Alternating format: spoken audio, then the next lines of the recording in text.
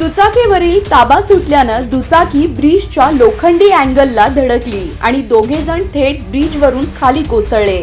या धडकेत 2 युवक गंभीर जखमी झाले आहेत। हा अपघात सोलापुरातील जुना पुणा नाका येथे झालाय। सविस्तर बातमी पाहूयात। त्याआधी आपण जर आपल्या हक्काच्या राजनीती चॅनलला सबस्क्राइब केलं नसेल तर सबस्क्राइब करा, जेणेकरून आमचे अपडेट तुम्हाला लवकर मिळतील।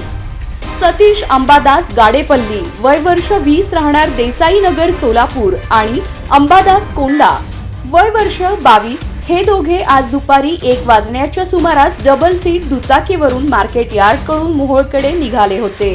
जुना पुणा नाका येथे आले असता त्यांचं दुचाकीवरील नियंत्रण सुटलं आणि दुचाकी ब्रिजच्या अँगलला धडकली।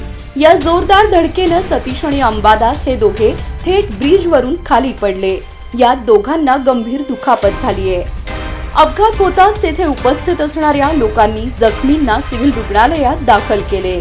अंबादास हे बेशुद्ध असल्याची माहिती सोलापूर सिव्हिल प्रशासनानं दिली, तर सतीश हे अर्धशुद्धीवर आहेत। मिळालेल्या माहितीनुसार दोघे तरुण हे भरधाव वेगानं गाडी चालवत होते, त्यामुळे हा अपघात झाल्याचं बोललं जात आहे।